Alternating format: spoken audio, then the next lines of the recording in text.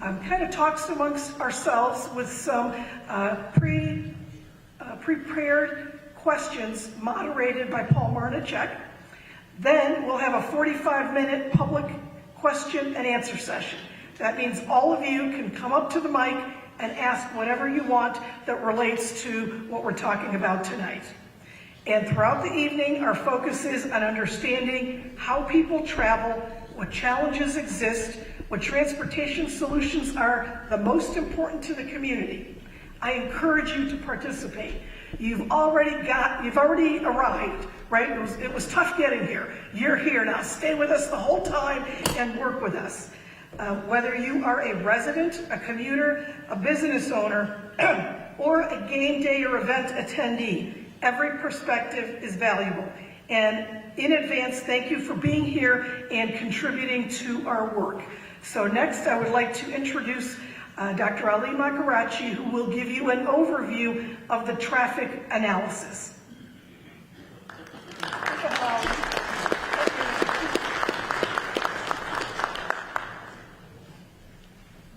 Thank you, Chris. Good evening. So, what we have done here is, I hope you can hear me. Okay, it's better now. Okay, what we have done, we looked at the traffic surrounding the stadium, and as Chris mentioned, 2030, that's why we are saying 2020, because we are using tool which is every 5 years we have got to simulate the traffic in our region, and that's why 2030 is the year we use it for this analysis. What you see on the screen is we decided and talked to consultant, Brook Park and the Hasdem Group, and how many people are going to come to the game. And please note that we are talking about the weekday traffic. We are talking about just weekday, and event happens on Wednesday, Thursday, something, rather than weekend. Weekend traffic usually goes down, and there's not much, in terms of the 50% of traffic, so there's no main issue is especially in the evening, and when we talk about the weekday, when people go home and there's a game in the afternoon. So that's the worst case. Once we find the solution for worst case, the weekend is already done. So as you see from the screen, we assume people come about 15% before 3 p.m. to the game, and then 85% the rest is come from 3 to 7. You might say, okay, this is a 3 to 7 or something, is it guesswork? No, we have got our tool, what we use as a simulation, is divided the 24 hours traffic in 5 different periods, and one of the periods which is an important PM, we call it PM peak period or rush hours in the afternoon, that's from 3 to 7. So that's why we are looking at the 3 to 7, and before 3 is the midday and not much in terms of the traffic as you probably experience in the region, and after 7 the same thing when the stadium and the game is over and people go home. So as you see on the screen, the numbers here shows how many cars, because usually people travel to the stadium not by themselves, they're not going to work and driving alone. Usually they go family, they go friends, so we assume the assumption, and you can see the number of cars that are coming to the stadium. So if it's a 65,000 people coming to the one event at the stadium, there's going to be something like over 22,000 cars. So we have to plan for 22,000, nearly 23,000 cars coming to the stadium. Next. So one question, as Chris mentioned, we are talking about origin and destination. We know destinations, but origins, where they come from, we had a long discussion with the consultant, with the Hasdem Group, and one suggestion they told us is a seasonal ticket, which is a very good source of the information. So that shows how people they come, and then we use a seasonal ticket, and that's the zip code of that, and we translate it to what we call it, the neighborhood when we model this. So that's, as you see on the screen, the darker the red is more people and number of the the seasonal tickets are there, and then it goes to yellow and lighter color shows how much people that they come. So we have got some from outside on the table on the left-hand side. It shows how many, what percentage from Youngstown and other neighboring counties they come for a game because this is not just a Cleveland, it's a much bigger and it's a statewide development. Next. So obviously the development and the stadium won't have 23,000 spaces, and it's going to be, after the development, is going to be about, again, this is information from the developer, this is about 12,000 cars can be parked around the stadium.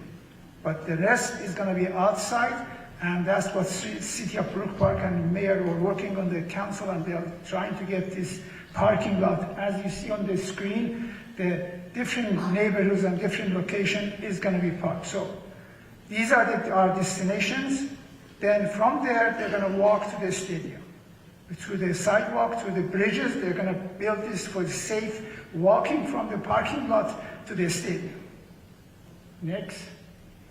This shows the distance, walking distance from average distance from each of these parking lots to the stadium to go for the game. So you can see roughly about 1 mile and less than 1 mile. So that's acceptable level in terms of the transportation for walking from the parking lot to the game. Obviously, there are going to be some bridges there to cross the freeway and the sidewalk. So all this is going to be provided safe walking from the parking lot to the stadium. Next. Now, what we use is this is a part of the, basically is paying my salary. That's what this slide is. Everything is for this slide. What we are developed here is something we call it the simulate hold this area traffic, and that's we call it a unique tool. I'm not exaggerating, but nobody has got this tool. It's only NUACA owns this tool, and we use it for many, many different large projects like this. This is just one or two brag about it. We are talking about 100,000 road segments, about 30,000, over 30,000 intersections, over 6,000, 7,000 neighborhoods. All these are being simulated, and it takes one of the strongest computers we have got in our office. Takes about 24 hours to just simulate all the intersection people coming. So we are talking about some tool which is fairly acceptable in terms of the FHWA, in terms of all the regions have got one, and we have got one. We use it for different projects. So as you see, it starts from information we gathered from the census, we gather from neighborhoods, and then we say, okay, where people go, we look at the household survey, then we send it to the traffic, to the network, and we assign it, what percentage they take buses, the 1% take the drive alone, all this detail I don't want to go to because I can spend another couple of hours talking about this, because this, as I said, is my salary paid by this, talking about this kind of thing. So I don't want to go give you a headache on this. But one thing is we come back and we take the counts and we calibrate that when you do the shooting, you get gun, then you calibrate, come back, and we do the same thing here. It's extensive, very difficult, and we are talking about all this should be automated, and we are talking about over 10,000 lines of the code we have written to get automated all this what I'm talking about. Anyway, I think is enough is enough. Let's move the next one. So, one thing is another thing in terms of the traffic and the fundamental concept we have to remember when we talk about capacity, road capacity. We are not talking about left-hand side. We are not talking about parking capacity. We are not talking about how many cars can be parked in the road. The traffic engineering and the concept of the flow concept works here. Means how many cars can be processed. When I say capacity of 1,000 cars per hour, means that road can handle and can pass through 1,000 cars. That's important. So when we talk about capacity, please don't get confused. I'm not talking about 1 mile, how many cars we can park there. It's not a parking lot. We are talking about roads and how many can go through the intersection, how many cars can go through this. It needs an hour, 2 hours, 3 hours, but it's a period of time, how many cars can go. That's important in terms of the traffic engineering. So that's something which is from the textbook. I wanted to make sure we are not talking about storage capacity. Next. So what we are going to do, we use some metrics, all these analysis, we are going to do different metrics. One is the travel time and delay. That's most important when you travel from home to work or home to any destination. You're concerned about the travel time, how much delay. That's the main concern. So we're going to look at this and how people are going to, it's basically they experience this traffic and we measure that delay. The other thing is the 2 more destinations we have got here. One is important airport, people traveling to airport, and the other one is a Southwest Hospital after the Bagley Road. So these are the 2 important destinations in our region, and we'll look at that, and I'm going to show you this. So next, I want to ask Mr. Dennis to come and talk about the improvements for the consultant and the city of Borough Park proposal.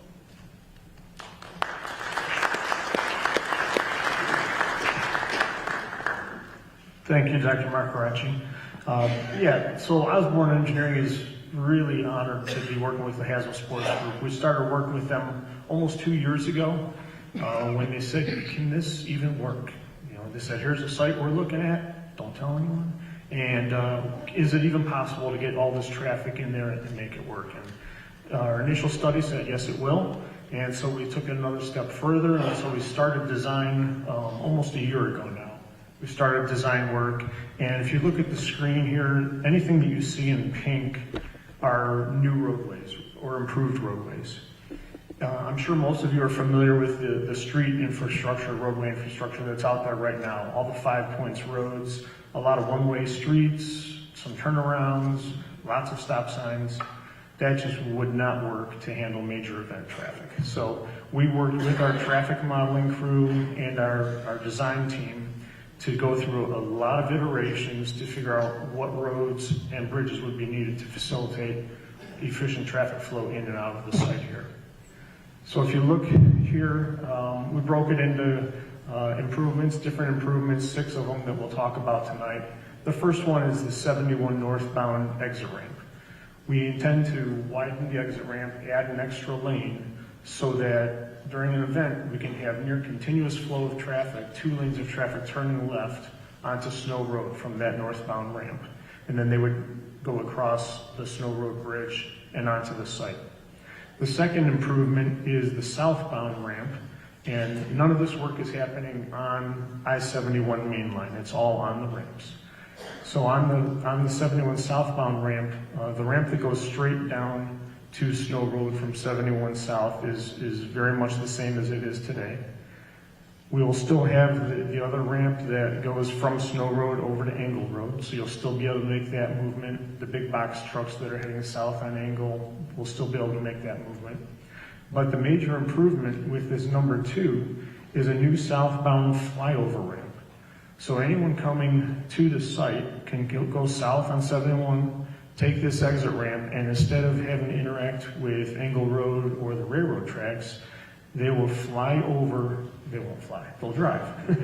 and a bridge goes up in the air over the top of Angle Road and CSX railroad tracks. And then it will come back down and touch down. If you see how that loops around to the right, it'll touch down on Angle Road as Angle Road continues around the perimeter of the site. Number 3 then is the improvement of Snow Road all the way from State Route 237 east to the site, up to the Snow Road Bridge. The existing Snow Road Bridge is not being touched by this project. The Department of Transportation is doing another project to resurface that bridge and improve the deck condition. But no major changes to that bridge need to happen for this project. So continuing with that number 4, Oh, we moved on? Okay. So number 4 is actually to talk about, that's the wrong text there. It's actually the realignment of Engle Road. As Engle Road approaches where it turns turns north to head toward Brook Park Road, that'll be realigned. It'll essentially follow the same alignment across the railroad tracks, across CSX that is there today, and we're realigning it and widening it to line up straight with the main entry point to the new development site. Number 5 there, it says Ring Road. That's an old term, we're not using it anymore, but it's a connector that connects Snow Road to Engle Road. And then number 6 would be a pedestrian bridge that we're potentially have the need for a pedestrian bridge so that pedestrians don't have to cross Engle Road and don't have to interact with traffic. We're looking at some other options too. We might be able to get enough traffic off of that location at Engle Road at Hummel so that we might be able to cross pedestrians at the road surface without even needing a pedestrian bridge. So that could be some cost savings that we're looking at down the line. Next slide. Okay, I hand it back over to Dr. Marcaracci. Thank you. Before we do that, thanks, Dennis. Just wanting to make it clear that these 6 components of this overall transportation improvements project has been submitted to NOACA for approval. So at this point, we have those projects, we have them analyzed, we're going to talk about that tonight, and we are assuming that that is a phase 1.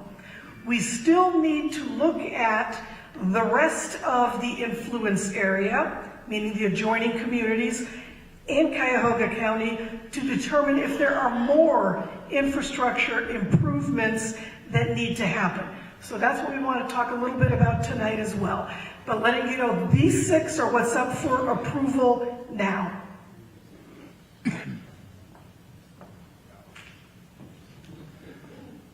Okay, good evening again. So we are coming to the more exciting part of the presentation.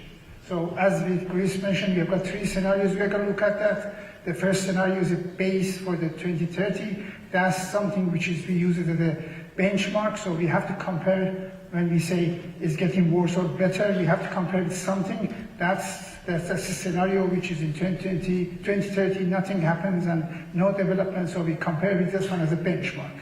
Then we talk about no build, no infrastructure, and then infrastructure and a stadium and everything. Next, please.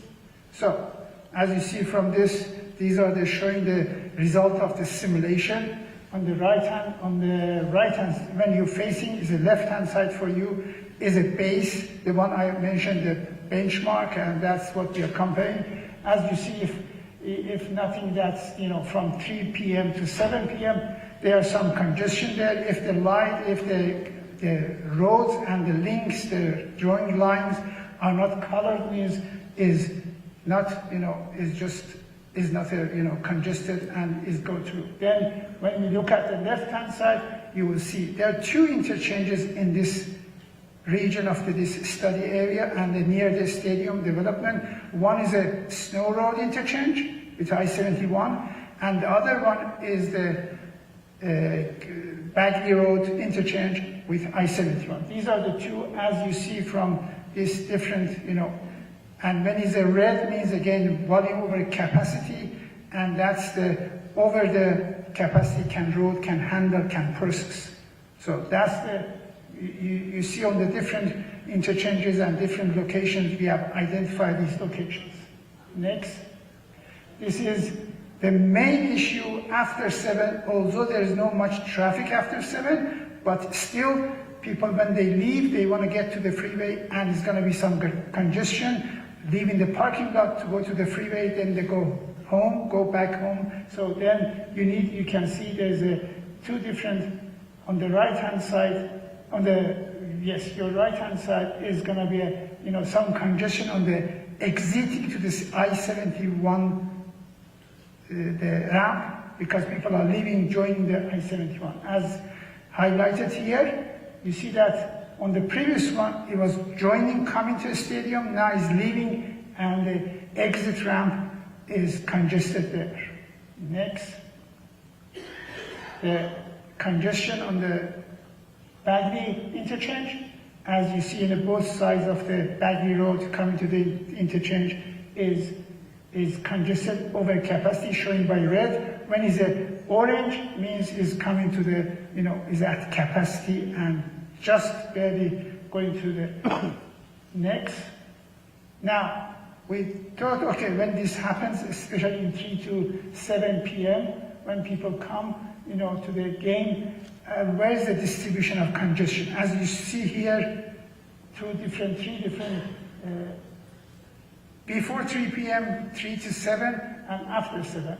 And that shows the distribution of congestion on the road type. It's a two-dimensional, this table, and it shows you how much is going to be, why it's happening, because for example, before 7 is a pre-rush hour. On the rush hour and after rush hour, you can see on the rush hour, for example, there is the people going home, so the freeway is more congested, and then ramps are congested coming to the freeway. So that's you can see the percentage. When it goes to the evening, you can see only 1% is congested on the congestion delay happens on the freeway. So next. So we look at compare with a no build and build, see how much these 6 units is going to improve, and that shows by bar chart the total delay in the influence area. For example, on the before 3, after 3 to 7, and after 3. As you can see, the bar showing by the yellow is the one with a build, with added infrastructure, and the blue one is the one without no build. So you can see some improvement happening on the different, so it improves. This is for influence area. Next slide, it shows for Cuyahoga County, where the impact gets reduced. Then next one, it shows the 5 county and Nauka region. Next. So we look at all these 6 units, 6 improvements, and see how much positive impacts they have. Depends on the purpose, as the middle column shows the purpose of each unit, whether it's for congestion, for access, for the safety, and how much impact basin data has got. Most has got either medium or high, the impact, positive impact on the traffic and on the region, on the network. Next. So, as I said, these are the delay and everything. Then the next question was people coming to airport, and the delay happens when people travel and they want to go to this game day, they want to go to airport and they have got some ticket, they want to fly. So, we look at this and we have got technique in our model, we can identify, tag the trips for the destination. So what you see on here, on this screen, is a black, shows the trips going to the airport. The green is coming to the stadium. One thing is all, as you see, in the same direction, that helps. And we have got so many, about 4 or 5 highways around the stadium and airport. That helps. 480, I-71, and that helps in terms of the carrying, is not a, minor roads. It's an arterial with the 3/4 lanes and with the highest speed. So that helps carry people to the airport and to the stadium. So, next, we look at to see what, again, capacity and how much these visitors and these spectators and attendees can push the traffic in terms of the existing, if there is no gate. So you can see what we show, the purple is the percentage used for the capacity used of the road capacity used for the traffic. Then the other one, the blue one, shows how much is the stadium pushes. Then you can see most of them are under the 85%. Why is it 85%? Because most of the level of service, we call it D, 85%, that's the one we have to, we don't have to invest on something which is a waste of the tax money if you do everything, 12 lanes, everything. So we have to go to the use as much as we can. Actually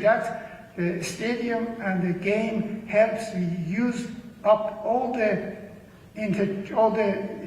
highway infrastructure we have got. So you can see most of the is under the capacity, even after adding the cars to go to the stadium. Next, when you look at all the trips coming to airport and compare with no base and the build, you can see the difference is about weighted average. Again, there are some neighborhoods, maybe 2-3 minutes, but generally we don't have much impact on the travel into the airport.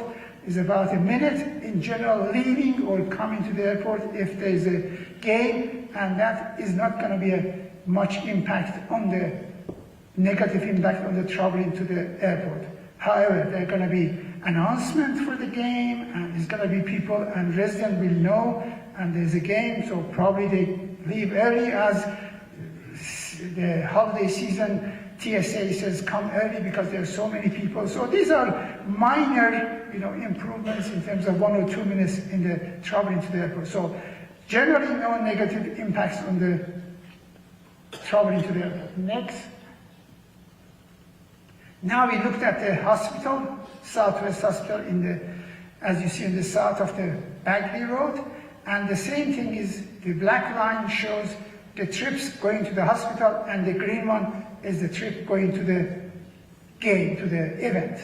Some of them is interesting. The arrow we put next to the I-71 actually is the opposite. When they come to a hospital, is opposite to the people going to the game. So there's no impact to each other. So people going to northbound to go to the airport, to the game, and southbound people coming to the hospital. So that's again, next slide. It shows not much impact on this. Is here and there a minute or two. So that's what the interchange of the Bagley Road and I-71 right now, you saw on the previous slides, is all congested, needs some improvement, but the game is not going to make it a little bit worse, but it's not going to be such a negative impact. That's separate for the ODOT to look at it and improve that interchange in terms of even now when you live down here and you know that the Bagley Road interchange is always, because I live around here, I know always is congested, and that's for something. So next. Thank you. Thank you very much, Dr. Michiaracci. The analysis you presented, thank you to you and your colleagues for all the work that you have done on that. Just to sort of recap for a quick second, I think what's really important,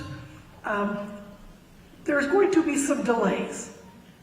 Not a whole lot, and our region has excess capacity, particularly for the interstate.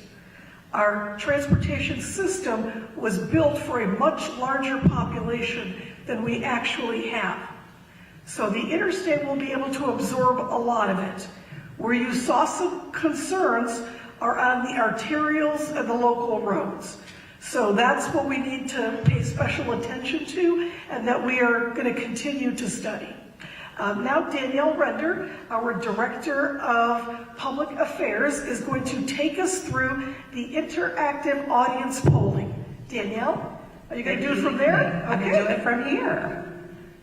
So if you haven't picked up a survey, you can do that. Or we have, I believe, 48 courageous online surveyors. So if you haven't done it, you can get on menti.com on your phone, or we have QR codes that are throughout the building that you could use. And you would add the access code once you get on. So we can start with our first question. Like, who's here today? So these questions are really designed to get feedback on this project and how you feel. It's always part of our decision-making process when we do public involvement. And we believe that this is a really great opening question. Who will be starting quarterback for the Browns 2026 season?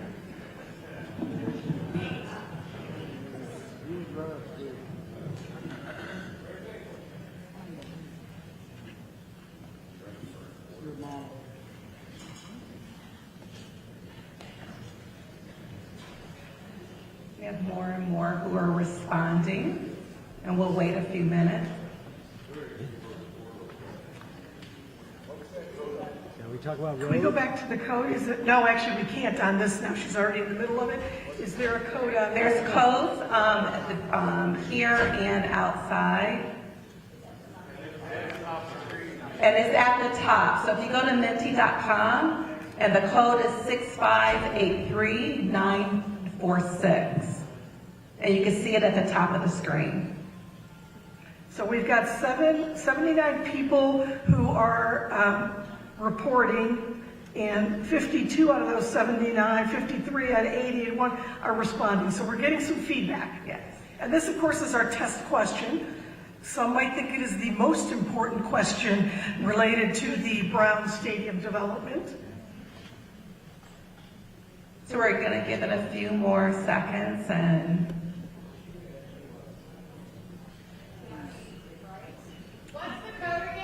the code is at the top of the screen. It's 65839146.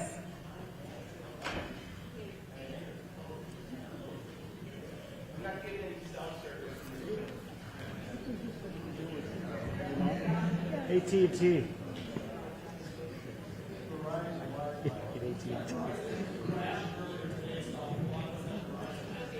You're not doing it.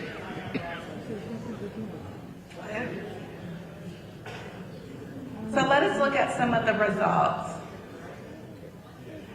Okay, there we have it. So our next question.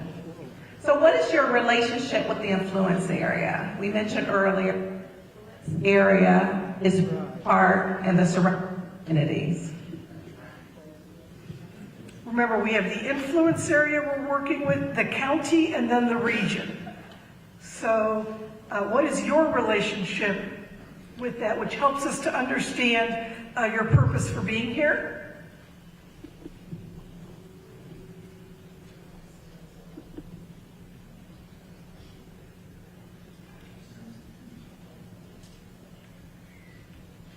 You know, back in the day, you just raise your hand.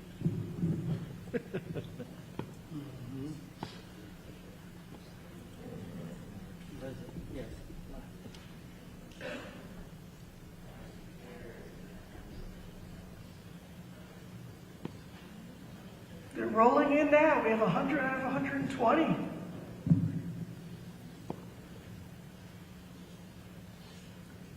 So let's look at the response shortly.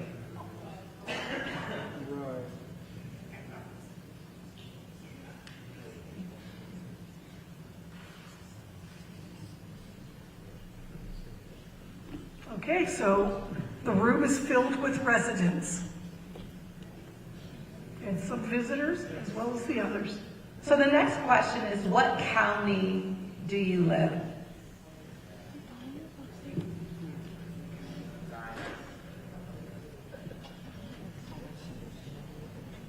What's that? Yeah.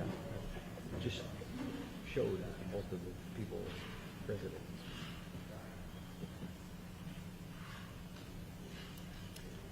Let's say 2 for like maybe 2. Gianna's gonna be 5, maybe.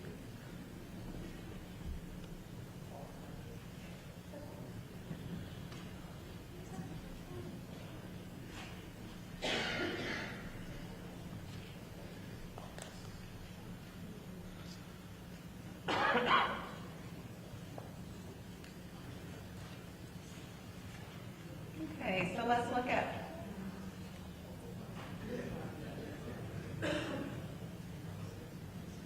So most of the room is Cuyahoga County. It's hard to believe. So this next question is, what community do you live in or represent?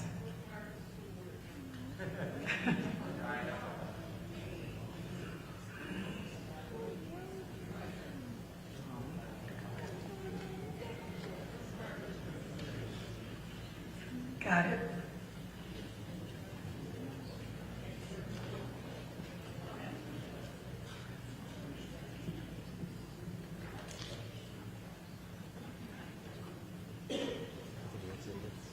Let's say it's big.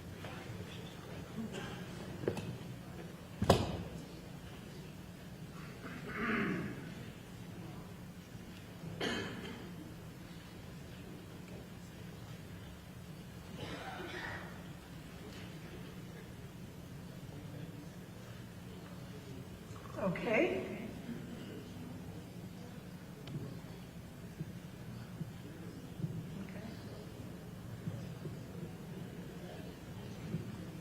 So let's look at our next question. Now, I know there's at least one person here from Parma. He must not be online with us.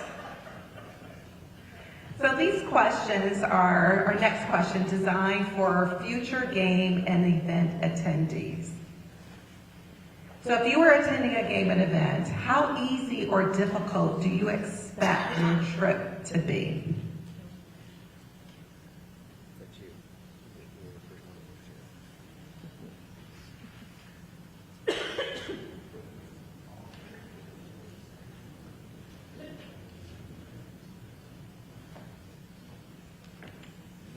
No, this is the whole thing. They're asking you all about attending the games and events. Whereas everyone that showed was prior to.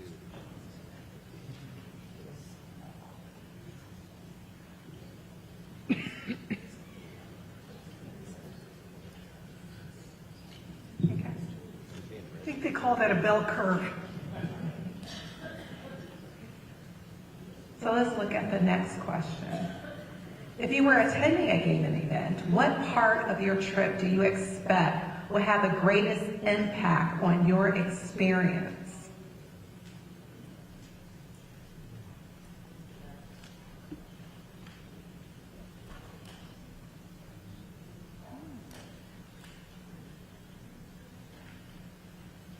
And wayfinding, for those that are not familiar with that transportation terminology, means signage.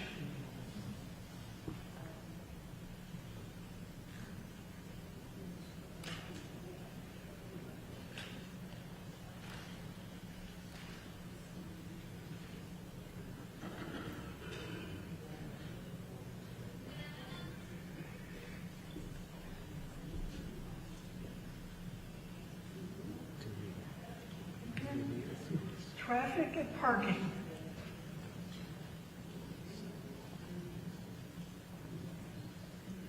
So the next question, if you were attending a game and event, how much traffic congestion would you expect when traveling?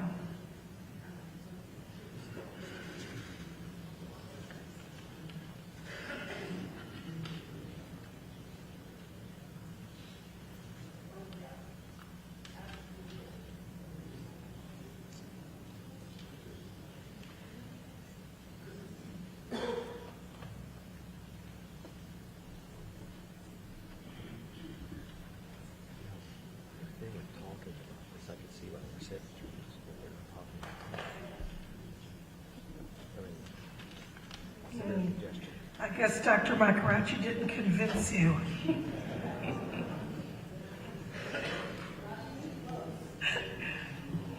This is why we're here. We want to hear from you.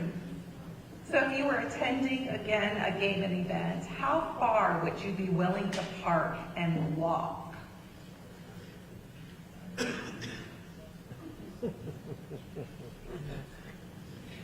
Everybody over 50 in this place. Everybody's over 50. No one wants to walk anywhere.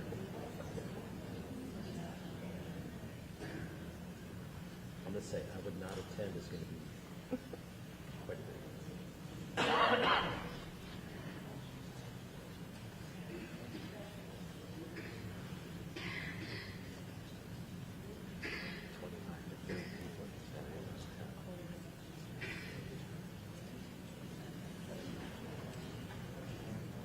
Okay.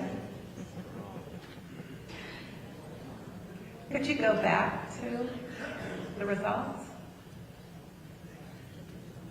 But basically up to half a mile, or half a mile to a mile seems to be reasonable. The next question. So how would you most likely travel to this location?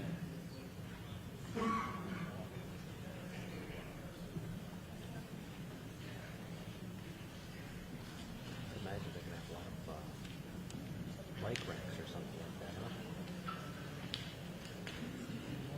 You would think so.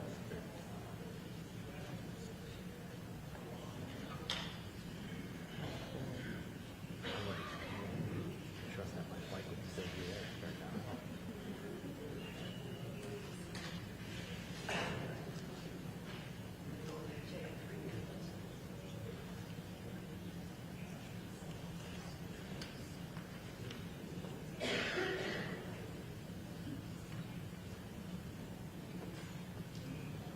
Okay.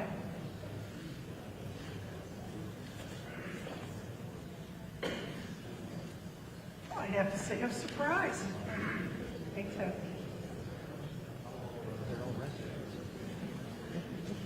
So let's look at the next question.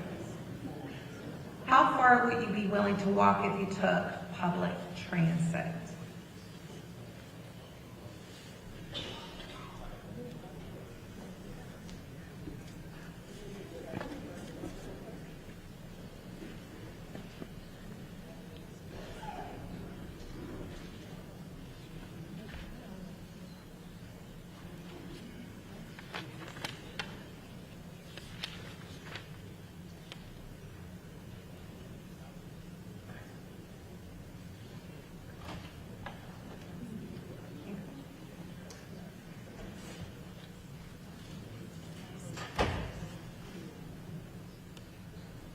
Very interesting. Yep. So let's look at the next question. So this is a next series of questions, not many, but this is for residents and business owners within the influence area.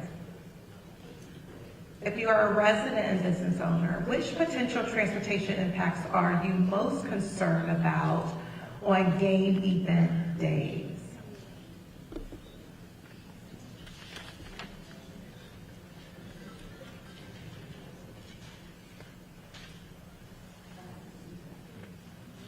If anybody says anything else, it's traffic and safety.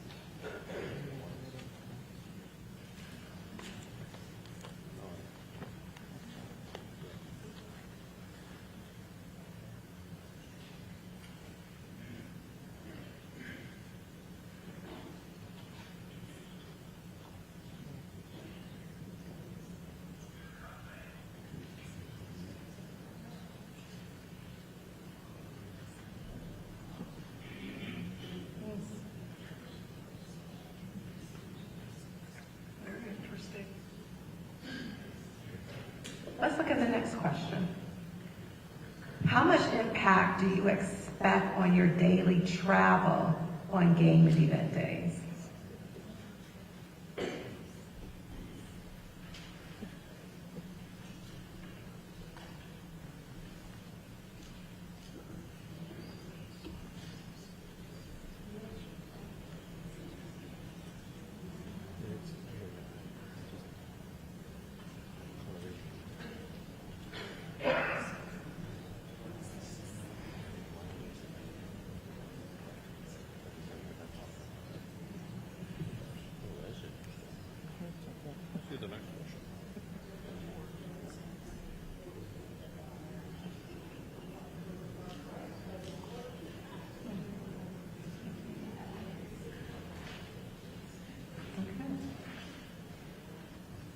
Let's look at the next question. How concerned are you about parking spillover into nearby neighborhoods or business areas?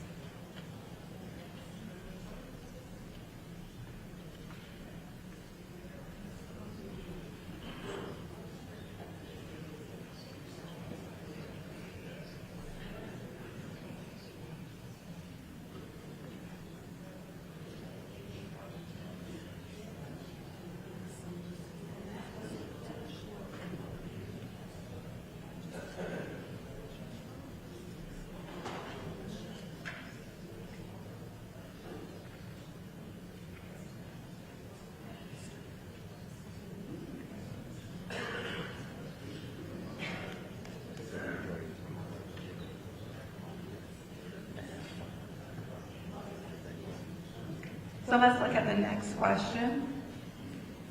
Sorry, could you go back to that for a second? Okay.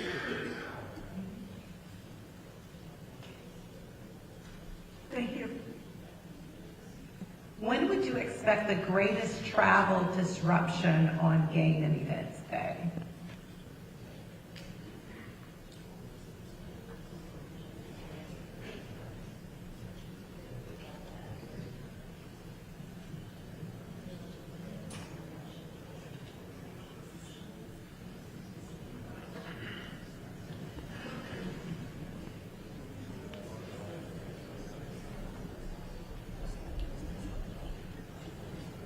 Just recording us.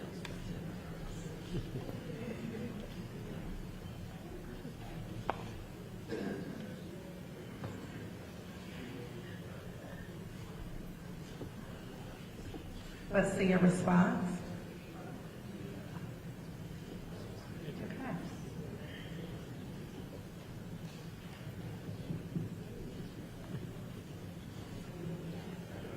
How concerned are you about access for guests, employees, or customers on game event days?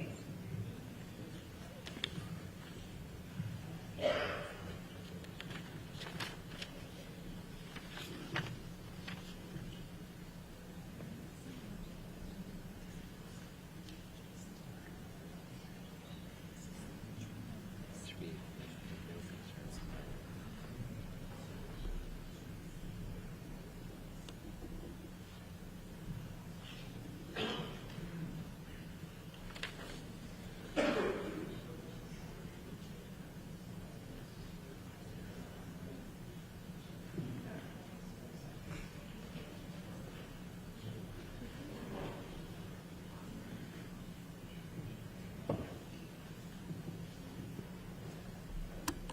And so what measures would you expect to help reduce the negative transportation impacts?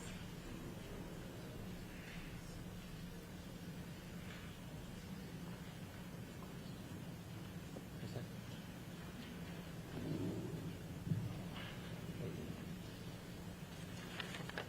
Or maybe they come up like here.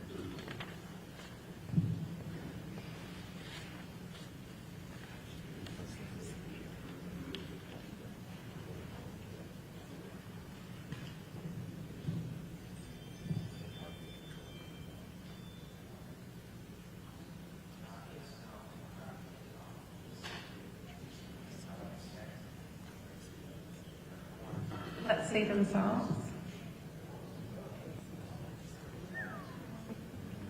It's a cornucopia. Very much. So these last set of, did you want to say something? No. Okay. So these last set of questions are about area travelers or visitors who are not attending events. Very similar to the last questions. So how much impact do you expect on your travel on game event days?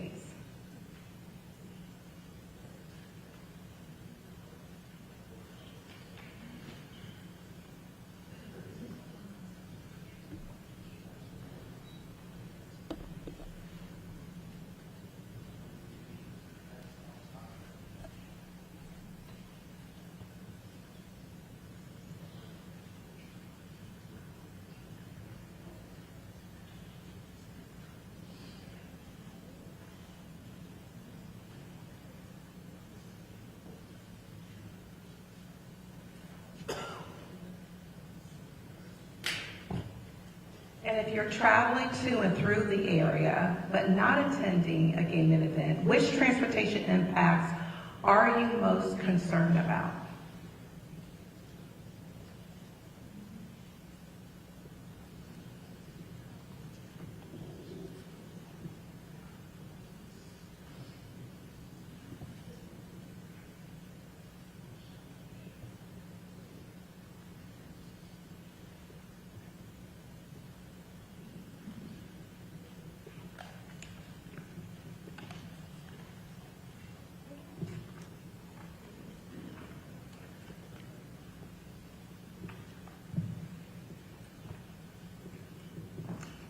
Next question, when would you expect the greatest travel disruption on event days?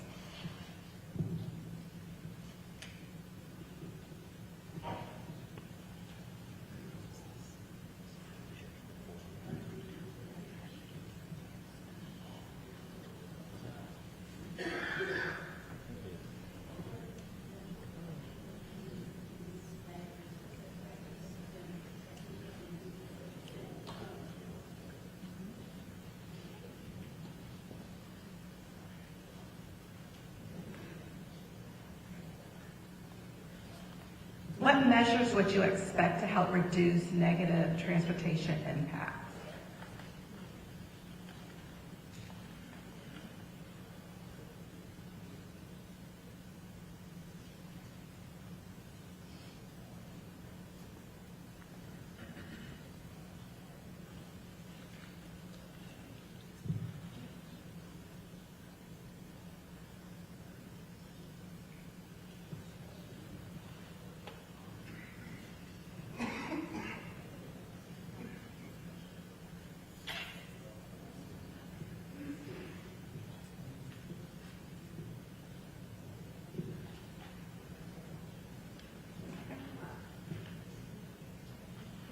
Okay, that was fun. Give yourselves a round of applause.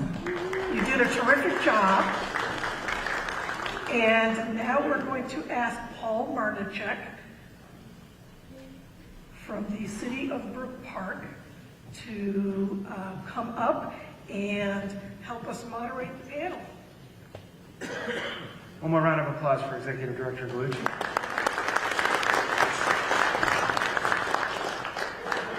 So as you heard, my name is Paul Marnichek, and it's my privilege to be Brook Park's Commissioner of Economic Development.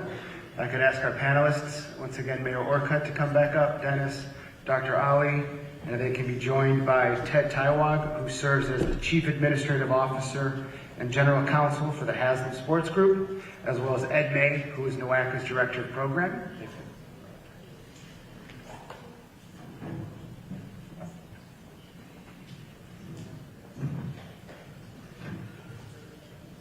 While they're assembling, why don't we give a round of applause to NOACA staff for making sure this was a great evening tonight.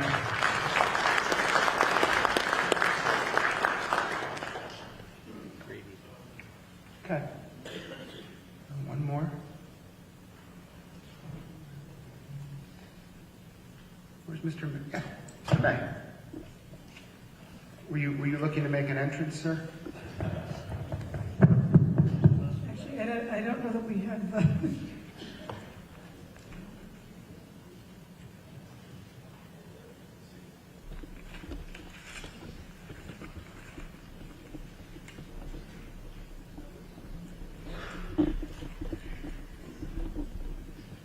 So first question to the panel. Who will be responsible for overseeing transportation coordination and ensuring improvements are implemented effectively across jurisdictions? I can take that question at the high level. Obviously, NOACA, as the Metropolitan Planning Organization, is ensuring that there is high-level planning and coordination and collaboration amongst all of the communities that will have the transportation impacts. And then there are others who will take on the roles to actually implement, such as ODOT and the City of Brook Park. Any other panelists want to offer an answer? Okay, we'll move to question number 2. From a regional perspective, what does it take for a transportation system to support a project of this size? How do agencies work together to make sure it functions as intended? Dennis, I think that might be a question for you. That one for me? Okay.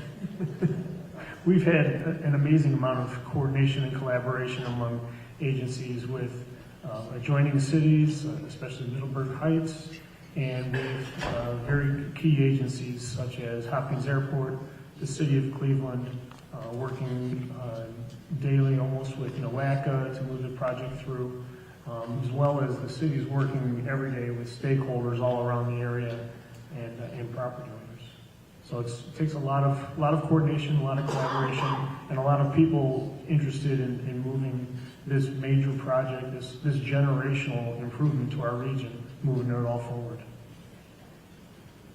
Yeah, I'd just add, from the Haslam Sports Group perspective, you know, we're thrilled with the team that we have, Dennis and his team at Osborne, but equally thrilled by the collaboration that we've really strived for. And, you know, we often say, and it's true, we learn from every single meeting that we have at Haslam Sports Group. You know, we believe it or not, we've been working on the future of our stadium for 8 years now. There's been a lot of twists and turns.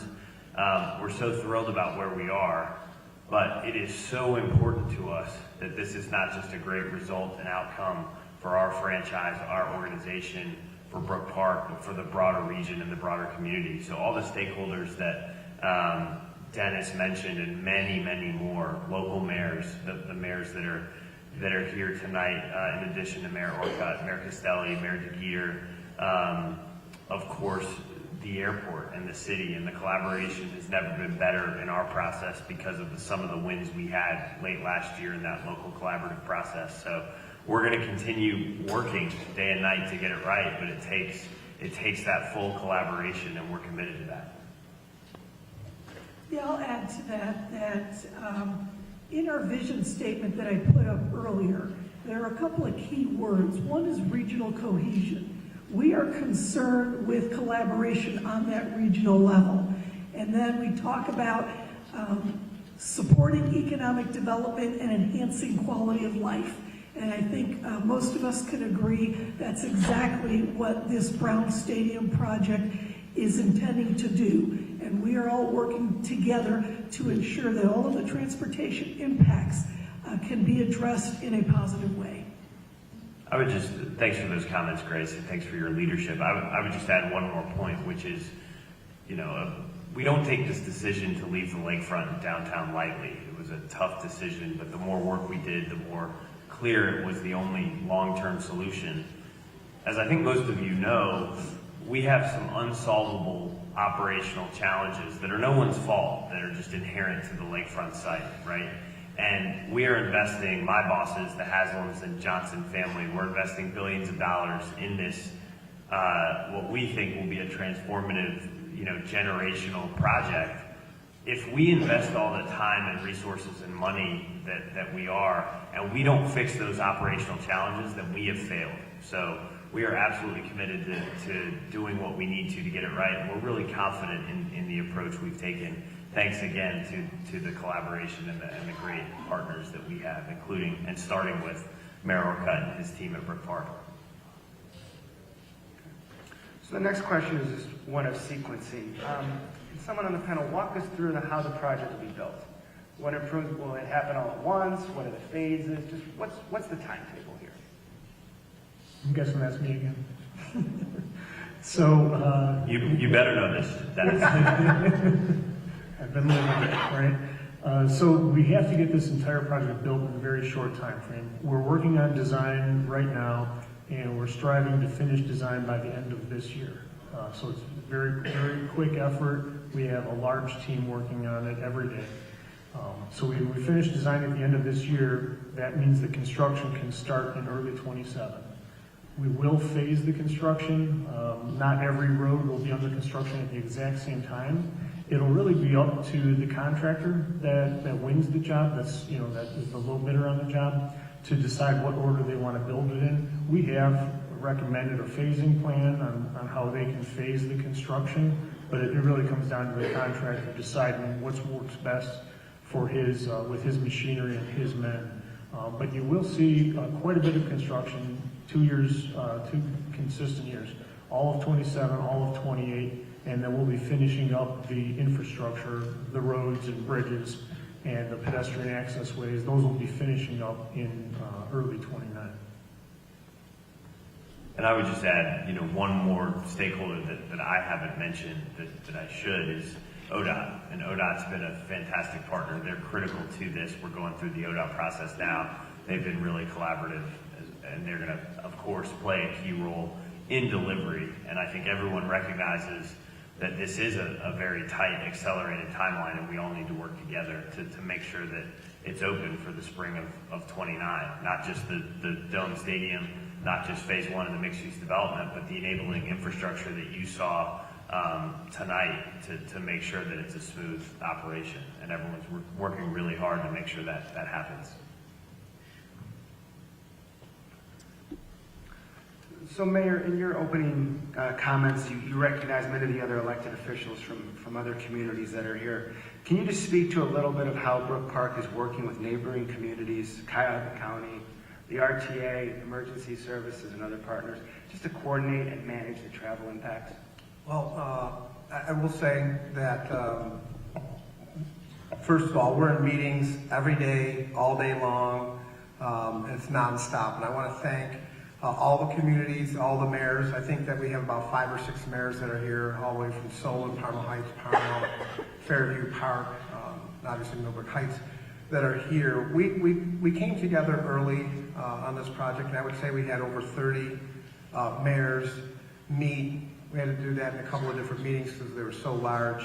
And we collaborated. We wanted to present the project, make them understand it. We wanted to get the other mayors' feedback, and we started there. And that was a great part of this project was, getting the other feedback from the other mayors and how is this going to be an impact. I think a lot of positive conversation has come out of that. We've had great discussions, myself and Mayor Castelli, Sunday mornings, Saturdays, Fridays, all the time about this project and making sure that where we're going to have mostly the most impact is our neighbors to the south, and we want to make sure that we account for that. But as we speak about this project and we learn about it, the one thing that I don't think really came out this evening, and that needs to be understood, is just how often will we be facing this congestion, and how often will we have major events. So when we're looking to do 18 to 20 major events a year and bring in 67,500 people into that stadium, we probably will see a few more people in that, 70,000, and maybe even on larger events, 100,000 people or what have you. We have to figure out exactly how long of a time is that going to be for us as a community in Brook Park or Middleburg Heights or Parma. We're looking at under 6% of the year, major events. So out of 365 days, we're having only about 20 major events, which is good. That brings commerce to the area, brings visitors to the area. But to complete that question, it's been great collaboration with the other cities, not only just to talk to their leaderships and city council members and mayors, but it's our safety forces that have been collaborating and working very hard together. We're going to have to set up a system, a network system here, not as Big Brother. We're not here to watch you, but we're going to be putting cameras up all around the city of Brook Park. We're talking hundreds of cameras. And where does that help us? That automation will be able to help us with the traffic flow. We will have a command center set up where we'll be able to see the traffic flow on the east side of Brook Park, the west side of Brook Park, into Middleburg Heights, most likely, as the mayor and I continue to work on a plan where we can be able to see where are areas of congestion, and we have to get that traffic flowing and hold up areas that are not congested. So the collaboration between the different communities has been great. It's actually been fantastic. I thank all the mayors that travel out here. We got Mayor Weiss all the way from Shaker Heights is here. Thank you very much for coming. We would expect your residents to be able to use RTA.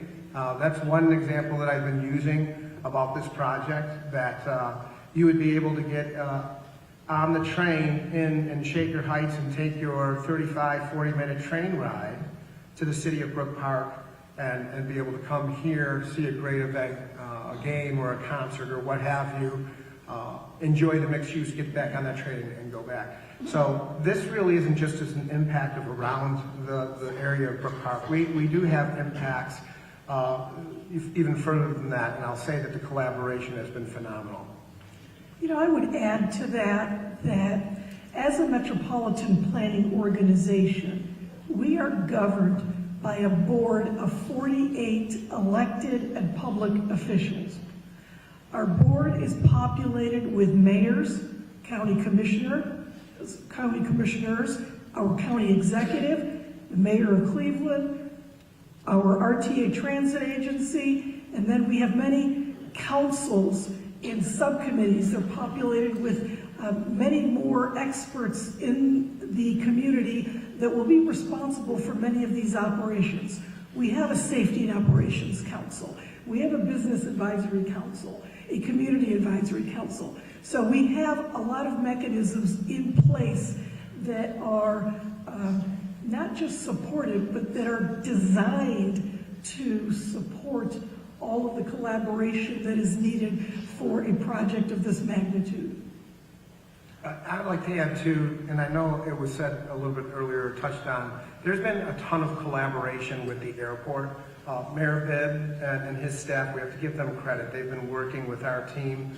Middleburg Heights, they're involved. Their Public Works Director, who's with us this evening, is part of bi-weekly meetings with ODOT and OWACA. So the collaboration's been very thorough. And we want to let everybody know that as residents of this region, Middleburg Heights and Berea, North Olmsted, Parma, and Cleveland, you are all being considered into an event day operation for the city of Brook Park when it comes to our police and traffic control.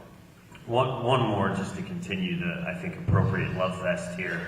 I see my friend Debbie Berry from the county. Thanks for coming, Debbie. And, there's been a lot of, lack of a better word, drama, in the last year or so around our project. And I think that's appropriate and that's fair because, as I said, it is a big decision. But the local collaboration is headed in the right direction. We've had great, at Haslam Sports Group, we've had fantastic meetings with the county. We are meeting regularly, in addition to Mayor Bibb in the airport, et cetera. And we really think that, I've got young kids, if you close your eyes and imagine a Northeast Ohio in 10 years, where it's not just this great development in Brook Park, but it's a modernized airport that the development and the stadium supports. You've also got a reimagined lakefront and something exciting on Burke and the riverfront. Everyone is going to benefit, and it's going to be a dramatically improved region for our kids and for generations to come. So just to underscore how strong the collaboration has been and how it will continue to be and continue to grow. So I think everyone up here has mentioned traffic flow. It was in the survey. But if we could just kind of build on that a little bit. During construction, how will traffic be maintained? What kind of temporary changes should residents and travelers expect to see? Just kind of help flesh that out for everyone. I think we'll start with Dennis. Yeah, sure. Thanks, Paul. So during construction, we intend to keep traffic maintained on all of the roads. There's only one segment, and that's when we're doing that realignment of the north end of Angle, just before it hits the main entrance to the site development and moves north toward Brook Park. When that's being realigned, that's the only portion where we need to actually close access to that road, and then regular detours will be posted there for a couple of months. But other than that, traffic will be maintained on every one of those segments that we showed you as they're under construction. Many times it'll be reduced to a single lane in each direction, but I-71 traffic will not be affected. It'll just be, the ramps will be pushed off to one side or the other to keep traffic flowing smooth. If I may, and that was a really good answer to keeping everything flowing just right. That sounds really good. I do want to make everybody aware there is major construction that'll be going on in this area. Mayor Castelli and I will have a project starting in maybe even this year, I believe. I think we're shutting down Sheldon Road and redoing a bridge. So there is going to be, a ton of construction here. And this is a two-part system. Us as government leaders, we have our part to do. Nobody wants to see their taxes raised, so we have to come out there with creative ways and ideas to be able to generate revenue, to be able to take care of the needs of the residents. And then I think everybody else in this room and in the region, we have to understand too that you have your part. There is going to be an influence on your day-to-day traffic as we put these things forward. But with that, it is an investment that's going to have returns that are going to be significant enough for us to be able to continue to grow as a region. Yeah, Dr. Ali. I can add to, It's on. it's on. once, the construction phase is started, then we can simulate the traffic through now we have got the base for all this information, so we can look at this and the impact of the traffic during the construction and make sure to reduce the congestion and all these problems when they, as Dennis mentioned, all this rerouting, everything, it works in the best condition. Okay. So I think we'll stay with you, Mayor. I think we all agree this is a very special project. Can you speak a little bit to what specific infrastructure elements are being considered to help reduce traffic congestion and just ways we're going to improve access during game day events as well as just daily traffic? I think the study that we've received shows that there's going to be minimal or less than impact with the improvement on our day-to-day traffic. Monday through Friday, there's no events. I think that we'll see less than what we're seeing today. During, again, less than 6% of the year when we have some major events, which are good, it brings all this commerce and revenue into the region. We have implemented, we are working on a police department traffic plan that is going to be immense. It's going to be one that is going to be automated, and again, I will repeat, it will not be Big Brother to watch you, but it has a lot to do with keeping that traffic flow going. So with automation, cameras, we're going to be able to assist with traffic flow. Mayor Castelli and I are working right now, currently, his team is working on, and our team are working together on these cameras and a system that will be able to help control what we can know about what traffic is. If we have a patrol officer on a corner, there's only so far they can see, to the east or the west or the north or the south. We will be relying on these cameras heavily to be able to help assist with traffic flow and traffic control. And what else we've learned too, and I'm not a traffic expert, but I'm becoming one very fast, is that we're going to see people on the weekend, as Dr. Ali in his presentation had mentioned, the weekends we're not so concerned about because people will trickle in. If there's a 1 o'clock game or a 4:30 game, there's going to be folks that'll be getting there all day. Some people like to start tailgating and cracking beers at 5 a.m. They're going to roll in here early. When it comes down to egress, as we're leaving, it's a controlled, congested parking lot congested issue. There will be a traffic plan, obviously, to get people out onto the roads as fast as we can. We will have in this traffic plan, some roads will just have people going east or just going west, and of course that's going to cause confusion for some folks. But in that traffic plan, we will be able to get the people out as quick as possible. The worst case, and I believe in the presentation we were talking about, is Monday through Friday, Monday night football, Thursday night football, or a weekday event with a concert or what have you. Some people may work a half a day or work a full day, and the concert may start at 7, 8 o'clock at night, and there's a mad rush to get into the city. Again, there will be congestion. Our team, the administration of the City of Brook Park, we've traveled, we've talked, Foxborough, Orchard Park, New York, Glendale, Arizona. We've traveled, and you know what we've seen? We've seen the same things that happen in Cleveland when there's a sporting event. There is congestion 2 to 2.5 hours prior to that game. That is probably an inconvenience for some. If your routine on Thursday is to go to the grocery store at 6 o'clock at night and there is a Thursday night football game, you will be impacted. We're not going to sugarcoat that. There will be an impact to your daily routine of going to the grocery store. But as a resident, as a taxpayer, we have to think together about what is the best investments, all right? If we go back in time and say, all right, the NFL didn't start off, it's going to start off in 2026 or 2029, what cities, what metropolitan cities will get an NFL team?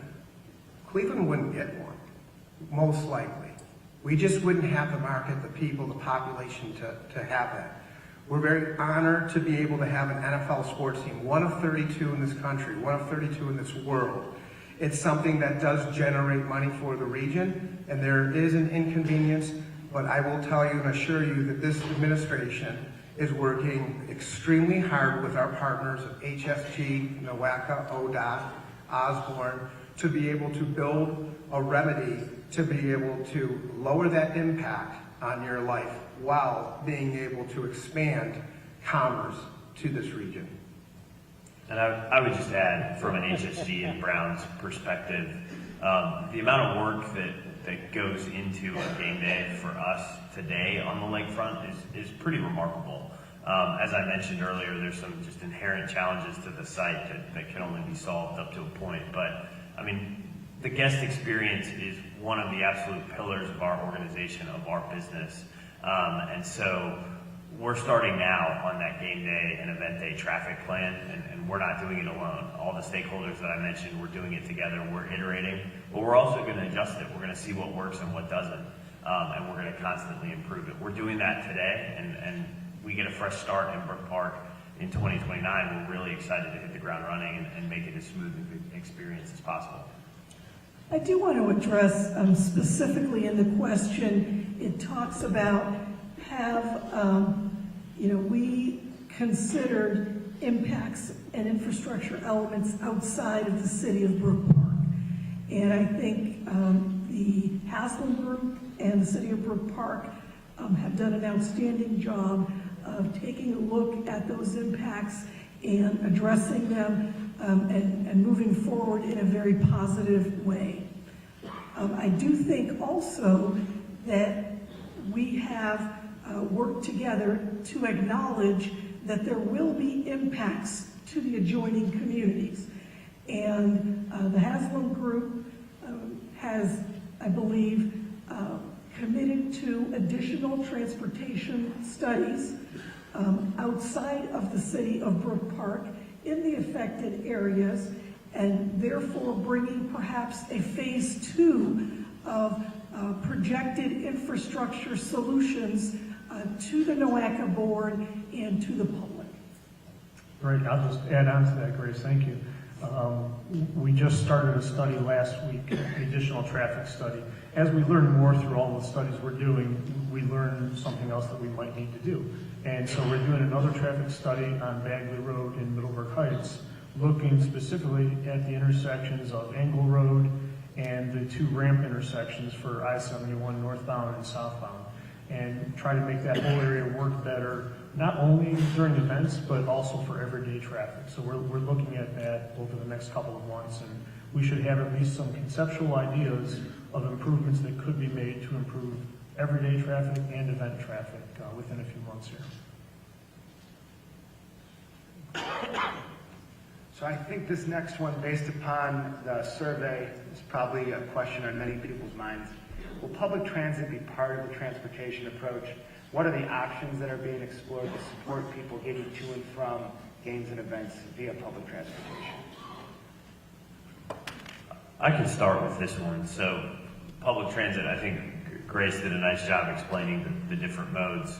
We want our fans, guests, visitors, but also game day workers and event day workers, and there's going to be a lot more jobs on this site because of the year-round activity of the dome, to be able to access the site, whatever is the best, most convenient, most affordable. So public transit is really important to us. RTA has been another fantastic partner. India Birdsong, the CEO of RTA, and her team, we're meeting with regularly. There's good rapid transit infrastructure on the site now with the Brook Park site there, and we're making sure that the access to the site from that existing station is improved. So we're working hard on that to make sure that when we open in 2029, if that's where you're going, that it's a smooth journey to the site, to the development, to the stadium.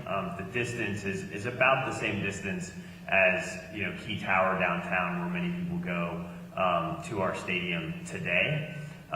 We are also in the process of exploring, and I think this is what the question is getting at, exploring the possibility of putting a dedicated station on the site itself. So it would drop you right. We have a location, the station has begun design that we are funding, Osborne is doing along with RTA. I want to be really clear, like the mayor said, we're not going to sugarcoat it or make false promises. We don't know when that will happen. We don't know the funding for that station either. But we're working very collaboratively with RTA. We're going to DC. We're looking at federal infrastructure resources as well. Candidly, it is probably not along the same timeline that the other buildable units, you know, the kind of core infrastructure that we walked through tonight, the 71 and the ring road and those improvements, which will be ready for 2029. But we're committed to public transit. It's really important to us. It's probably more of a phased approach, but RTA has been a fantastic partner. What they have said to us is we need to be wherever the Browns are. And now it's a lot more than just the Browns. It's a major development that's going to attract people year round. So they're going to be there. And then our final question before we go to the audience Q&A deals with parking. I think many of us would agree it's a common concern. How are the parking needs going to be addressed? How will nearby residential streets, including the areas bounded by Fry, Hummel, Smith, Snow, be considered? Mayor, I think this one might be to you. I've got some daggers coming at me from some folks over on Shelby Drive. Yes, so obviously, as I stated before, we have meetings nonstop every single day, all day long. There's a lot. This is a multi-billion-dollar project. There's a lot of things that have to get in place so we can get the shovel in the ground so that we can start going vertical with the stadium.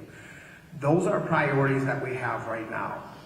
As we have this parking question that comes up, we're looking to increase by 6,500 to 12,000 parking spots outside of the site.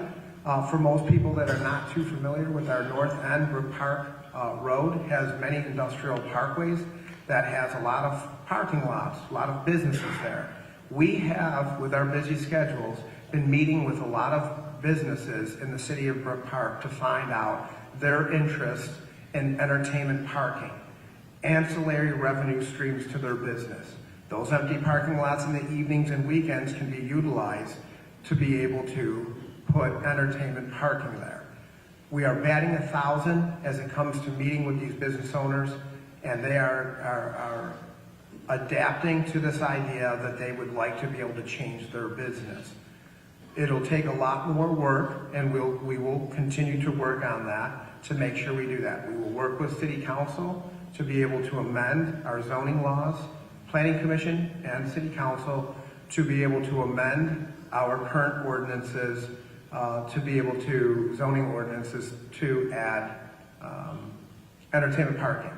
We've been, Mary Serby is here, I think she's still here. Mary, hi. The director and her team, we're just starting to talk about zoning changes in the city of Brook Park and building a model not to do with the football stadium, but some of those things that we talk about with the county planning, we'll have to include that. We're definitely exploring ideas on keeping vehicles out of our neighborhoods. Flat out, we need to make sure that we're not going to miss a beat as residents of Brook Park. We don't need people parking on Fry, Hummel roads, and then walking to the stadium. We do not want that. Do I have that solution completed right now? Honestly, I don't. Will we have that in 3.5 years? We will. We will have that solution for you. As I stated before, there's no excuses about prioritizing. I'm working 29 hours a day right now, and I will continue to work that and prioritize. Our biggest thing right now is to make sure that we get this development agreement done, the preliminary development agreement done, and we continue to work with our businesses. And had a meeting today for an hour and a half with a business on Snow Road that they're all involved with making sure that they can be a part of that entertainment parking. So it seems to be something that's very common that everybody wants to be a part of, but we will have to make some changes and get very creative with these amendments to our standing ordinances. Okay. So now we'll do a little audience Q&A. If you raise your hand, I'll come to you. Okay. Come to you next. All right, sir. First question of the night. I'll hold it for you. So I live in Berea, concerned it's getting again.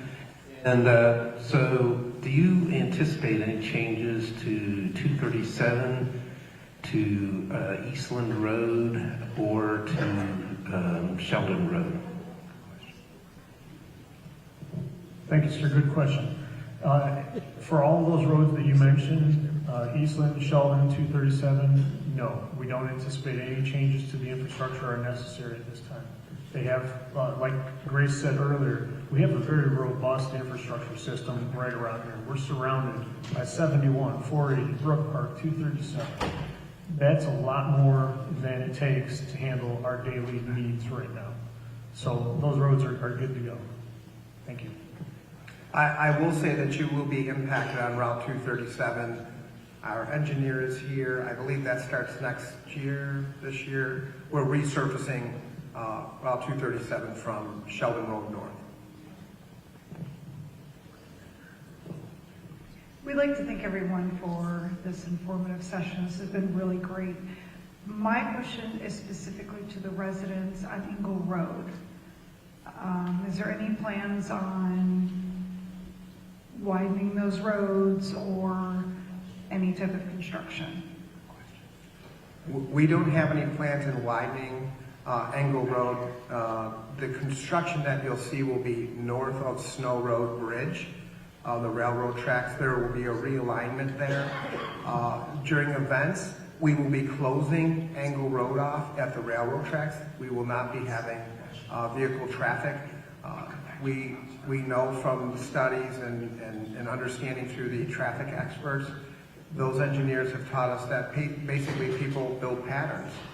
Once they know that they can't come up Engle Road, and we want to divert that traffic anyways. I think Middleburg Heights has somewhere around 11 or 13 different hotels in their area. We know that people will be staying there. And what's the main artery to Brook Park Road, or to Brook Park, would be the Engle Road. So we want to build a pattern to be able to divert traffic down Sheldon and Holland, get them onto Route 237 and around. That's just so it won't interrupt that.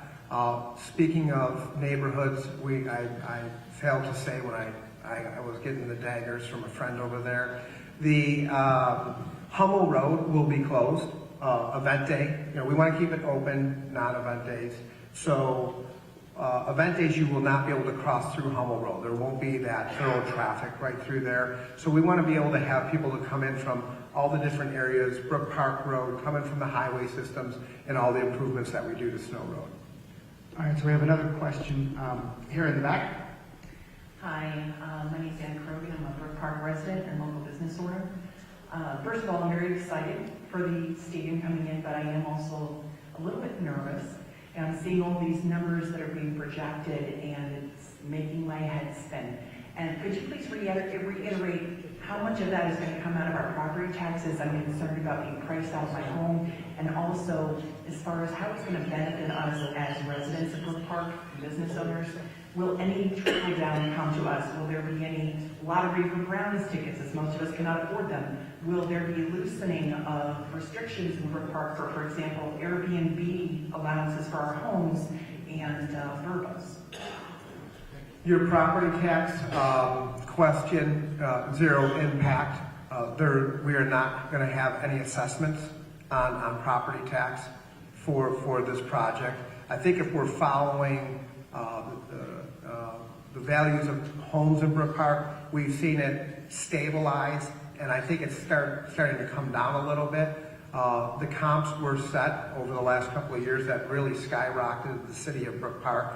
That was completely different than any knowledge of this project. That was a separate thing that Brook Park had, and that was coming out of the global recession. We had a lot of homes that were available. They were picked up by developers that were able to do some really nice things to them and set those comps up very high. And then I think it's a completely different subject, and I'll sit down and talk to you about property tax and that whole story that's going around our state right now. I'd like to do that on a side note. I'd invite you to City Hall.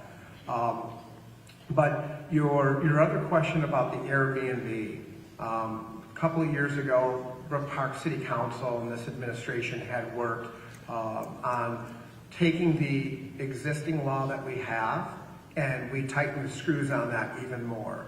And the reason being is that we know Airbnbs are very popular. Probably a lot of the people in this room utilize them when they travel. But the last thing we want is the Las Vegas Raiders fans hooting and hollering until 4 o'clock in the morning when Mr. and Mrs. Jones next door need to get up and go to work. All right, next question. Hello, everybody. First, I want to say thank you to everybody and every team for putting in the hard work to make this happen. I have 2 questions. My first question is, well, it's not really a question, it's a comment. The Browns need a winning team in order to go into the new stadium. Can you work on that with Mr. Haslam and tell him that? Did you pick the starting quarterback in the earlier question? Yeah, they weren't listed. What's your second question? Second question is economic development. We've noticed a lot in Middlebrook Heights, they're just booming with new economic development everywhere. Is that going to be part of Brook Park's plan, not just around the stadium and that vicinity, but in our local neighborhoods? Thank you. Great question. I think currently right here, us being up on stage is a prime example of economic development. What we're doing is we're reutilizing a piece of property that did very well for the city of Brook Park for many decades. And it's unfortunate, but with automation, we were able to reduce the amount of people at Ford Motor Company to 10% of what we had there. Obviously, when there's a reduction of jobs in the city, not just talking specifically about Ford, but there's a reduction in revenue. So we have to go out there and be extremely creative. I was working with City Council last night talking about how we have to always continue to be creative with coming up with revenue streams to be able to take care of the needs of the residents. It does become very difficult, and it becomes very difficult for those that work in government. I'll be quite honest with you, and I'll be very frank. The city did take a big blow around 2010, 2012. We lost a lot of revenue, and then when the government came and asked the residents of Brook Park, hey, can you contribute to help out in your recreation center and on the infrastructure for your roads, the residents told the government to go pound salt. And what we're trying to do now is this. We've heard from the residents. We've been able to be very creative in working with the Haslam Sports Group over the last 2.5 years, almost 3 years now, into being able to bring this global destination to the state of Ohio. So when we're talking about economic development with billions of dollars coming into Brook Park, it's not just the economic development that it's going to do for our immediate area, but it also is going to increase the economic development in the surrounding areas. So there's cities that are very adjacent to us that have hotels and restaurants. Their hotel tax revenue is going to be greater. Their income tax is going to be greater by having more employees. So this is something, when I keep talking about it brings the commerce here, we're bringing a lot of economic development with this project. Currently, right now, and Ted can talk about the specifics of it, but if we're doing 10, 12 major events a year versus what we can do and the capability that we have with a dome, it's going to increase our opportunities for revenue. So I know when people go out there and criticize, how the state is investing, or maybe even they want to criticize the city of Brook Park investing, when you look at the return on that investment, it's something that's much greater than what we have with 10 to 12 games a year right now. I think some of the numbers that I've seen, because we ask a lot of questions, Ted knows, and so does Jimmy Haslam, asks a lot of questions as well. We have found out when there is a concert at the stadium, and I think, they'll show you through digital ticket sales, it's bringing a lot of people in from out of state. So people are coming here not just from different counties, they're coming here from New York and Pennsylvania and Indiana and Illinois to be able to see their favorite entertainer or their favorite football team or what have you. So to answer your question, we're on fire right now. We're doing great. This is a very positive project. I've been telling everybody in the administration and a part of Brook Park, because there has been some different opinions about this, that ignore the negative noise, ask the questions, and we'll answer them. And right now, to answer your question, this is fantastic. This is great. I don't know who else in the country right now that has an opportunity with a business that's going to invest billions of dollars into this region. Okay, next question. Thanks. So my name is Robert. I met you briefly about a month ago, just after your first meeting in December. So one of the questions I have is for the Snow Road Bridge over Angle, you mentioned resurfacing, which it does need a bit. Will that bridge also be widened for additional lanes of traffic or possibly replaced in each direction, or will it remain at 4 total lanes? And 2, would there be any sidewalk additions to that bridge as well? That's a great question. And so your question was just specifically about Snow Road? Yeah, the bridge on past one over Angle. Yes. So that road is, it has a priority list with ODOT. Just to kind of give everybody a little history of Snow Road, that's a county road, except for the bridge itself. Since it goes over Angle Road, that is a state bridge, essentially. So we are working with ODOT right now. It is under design. They have sped it up where we are going to clean that bridge up. The parapet walls will be taken care of, painted. I believe we'll have new fencing there. And then there was a choice of lane widths. We can go with, 2 lanes at 12 foot wide, 2 at 11, what have you. What we ended up picking was one that still has the width that has a safe amount so that we can actually shorten the road and widen the sidewalks. I don't have those specific numbers in front of me right now. I don't know if the number is 5 foot or 7. I'm looking at our engineer. I don't know if he can hold up his fingers, but we are widening the sidewalks there so that there can be safe pedestrian travel. That's one of many, many projects that we're juggling right now. Another question here. A longtime resident of Brook Park, concerned citizen. In my lifetime, I have never seen a more effort to plan this part of the region, Mayor. And Grace, we go back to the RTA. Just a couple of observations. It appears to me, Mayor, you got everything under control. It's moving along. The parking problem, now that we have a loving relationship again with the city of Cleveland, there are 10,000 cars parking capabilities at the IX Center, and they're not going to need them for that new center that they're going to have there. Grace, maybe, relationships at RTA, there could be a tram connecting that parking to the existing stadium. As you know, way back when, we were looking at extending it to the IX Center. So it can play a very, very important role. But I want the citizens of Brook Park to know, at one time, we had almost 30,000 cars a day in the city between Ford Motor Company and when the Cadillac tank plant was rolling along. It's going to be isolated. But I'm grateful and I'm proud of our mayor that for the first time in my lifetime, this region is coming to Brook Park to solve some problems that existed for a long time. And who knows, maybe by accident, the lakefront gets solved. But those are just my general observations. Oh, one final thing. Also the lift tax property. No, I don't want to blush. Okay, I'm getting paid under PRS now very well.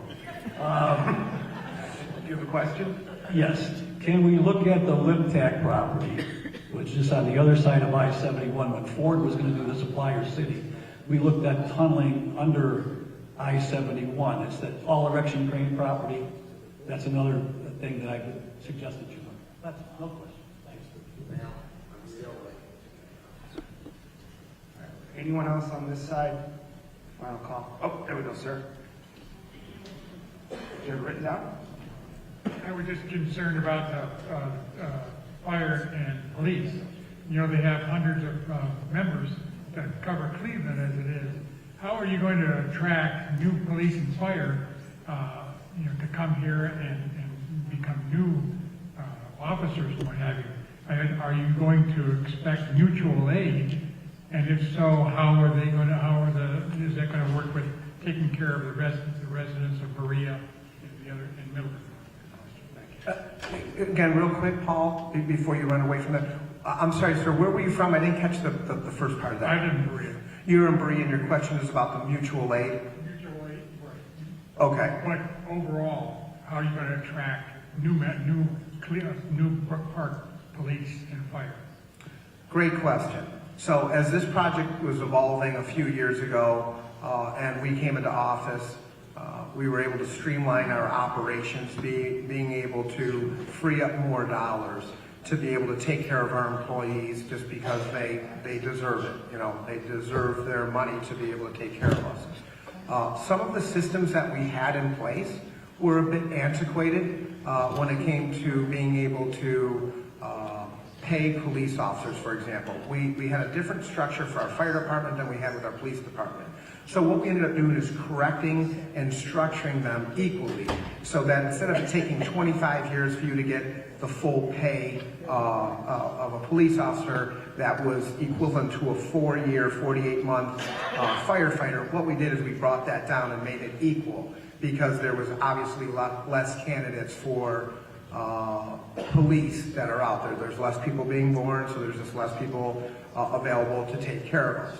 So in that department. So what we ended up doing is correcting the pay because obviously everybody wakes up in the morning, goes to the job that pays the most generally. So we have corrected that through our union contracts and being able to restructure exactly how we're paying our folks. Also, furthermore, we have worked with our civil service commission, and those 3 members have restructured the way that we actually do our hiring.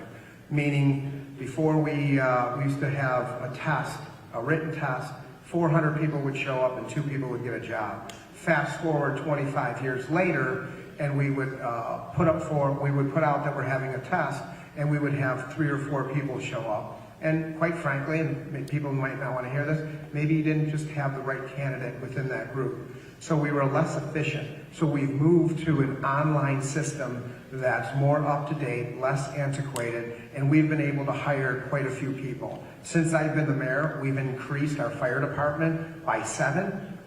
Additionally, with police, I think we've hired somewhere around 17, and of course we've had some retirees. But with the new stadium coming here, there's a plan to be able to increase our police department and fire department.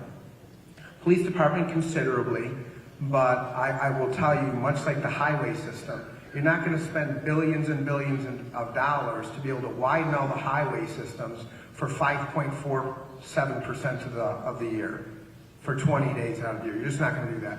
Same with the city of Brook Park. We're not going to go out there and go from 36 police officers to 100 because we need them 20 days out of the year. We are going to increase considerably, but we're going to do it through automation. My background, sir, is former military. I'm an engineer for the United States Navy Seabees, and much of the operations that we had over in Iraq, and I did a few tours, was done with automation, drones, and cameras. We are going to implement that same program in the city of Brook Park and become a state-of-the-art NFL host city. This might be our last question of the night. Hi, I'm a resident, and I just want to know, you've been throwing out numbers all night long, like this is going to cost. Where's the money coming from? If you're not raising property taxes, where's the money coming from? That's a great question. So, Ted, I know you're going to probably want to answer some of this, but as we work on this road highway improvement, the city of Brook Park is the applicant. Brian Byers, our Public Works Director, his name's on that application. So it is a request to the state of Ohio through track funding for 70.3. I will say that we scored very well, and we are in that process. Ted, myself, Dennis, we went down and gave an update to the director of ODOT, Director Boerten and her team. We seem to be very on track with that. We don't know exactly how much money we will get from track funding, but it's certainly based, track funding and the ideology from Columbus is based on investments. So if they put money into the city of Brook Park to be able to help widen the highway system and make it more efficient for traffic flow, what will it bring back to Columbus? What will it bring to the state of Ohio? And when they start seeing that there's a great return on that investment, you score higher, and we're doing very well. Furthermore, on top of that, if there's a shortfall there, which there most likely could be, we're also working on redundancy plans that include the federal government. How do you get the federal government involved? Well, you have to work with ODOT, obviously, and NOACA, most importantly. And again, I want to thank Grace and her team for doing a wonderful job. We have different funding sources at the federal level that would be able to help assist with this. And same with the same foundations that, what is the return on that investment? So think of it this way. If there's only 10 games a year in that stadium right now, but we can increase the amount of times that we're using a stadium with a roof over it, and now we're paying, more taxes, and the federal government is making more revenue off of that, that obviously becomes a better consideration. And I will tell you that people are listening to this project, that are watching this project, to the point where we have been able to go and speak with the Department of Transportation, Secretary Duffy, and Ted and I had that opportunity probably 2 months ago. So we are out there hunting for all of this money. There's your tax dollars go to the state capitol. It goes to Washington, D.C. They create programs, and we're going after those programs to be able to bring those dollars here.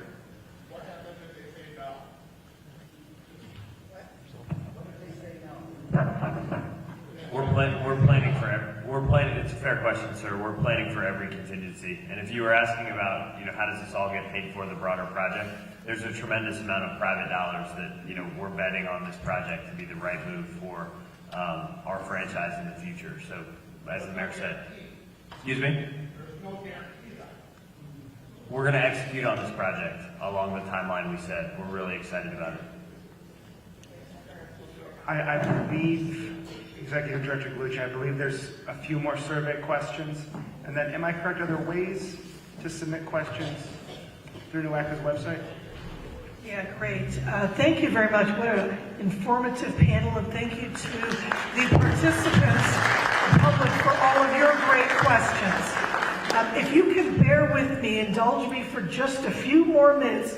We have some closing questions just to see how you feel now that you have been here tonight with us. So the closing questions, Danielle, or do you want me just to do it? Based on what you heard today, do you feel the information presented helped clarify how transportation impacts may be managed?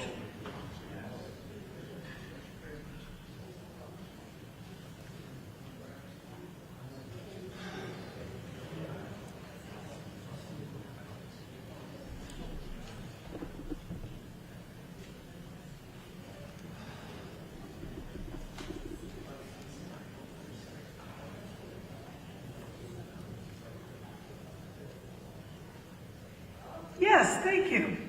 All right, wonderful. Someone, and no, we'll work on this some more. Next, how confident do you feel about your ability to plan a trip to a game event based on the information that we shared today? So for people that are going to be going to the game or an event at the stadium, how confident are you?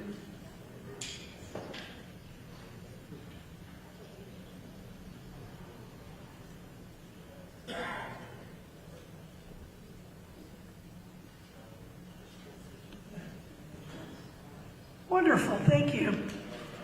And after hearing today's presentation and panel, how well do you feel your questions about traveling to games and events were addressed?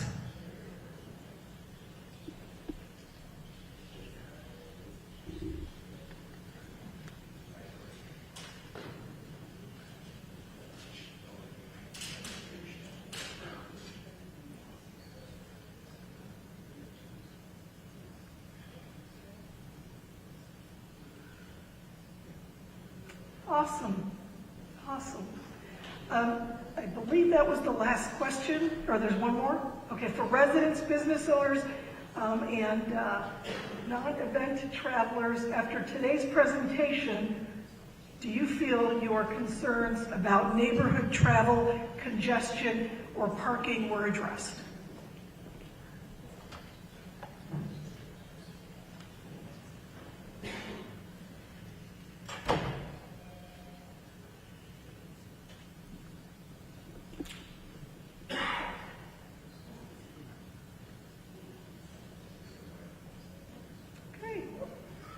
Great. As we close, first of all, I want to thank all of you for attending. We appreciate your participation. We will work hard to ensure that we're taking your input into consideration and that we look to address your concerns as we move this project forward. I do want to take a few minutes to thank the City of Brook Park and the Brook Park Berea City School District for the facility, City of Brook Park, Haslam Group, and Osborne for helping put all the information together, the NOACA Public Affairs team for organizing this terrific event and preparing us so well for this engagement this evening, and then to our transportation planning and engineering group that worked also with Dr. Makarachi to prepare all of the data. So thank you all very much, and have a wonderful evening. We're going to keep working towards making this the best possible project and addressing again what we can do for you. So thank you.